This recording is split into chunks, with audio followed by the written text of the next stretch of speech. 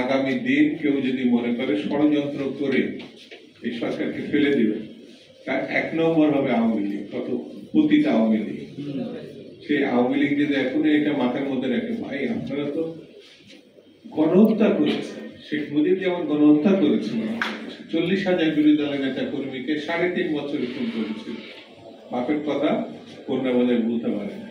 গণহত্যার জন্য জাতির কাছে ক্ষমা চান, তার জন্য ফাঁসির দড়ি আপনাদের খুব খুব বেশি প্রয়োজন। এরকম হত্যাকাণ্ড বাংলাদেশের ইতিহাসে কখনো হয়েছে এটা আমার জানা নাই। আপনারা সবাই এই যে 1 বছর হতে চলল, কিভাবে হেলিকপ্টার দিয়ে গুলি হচ্ছে, কিভাবে এই যে এক মেজর জেনারেল ইন্ডিয়া পালিয়ে গেছে মিস্টার কবির, তার আগে একজন লেফটেন্যান্ট জেনারেল পালিয়ে গেছে, এটা শেখ হাসিনার অবদান। মিলিটারিকে পর্যন্ত সে বিতর্কিত করে ফেলেছে, যে মিলিটারি ছিল আমাদের সব থেকে সম্মানের, সব থেকে নির্ভরযোগ্য একটি জায়গা, সেই মিলিটারিকে পর্যন্ত সে প্রশ্নের মুখে দাঁড় করিয়েছে।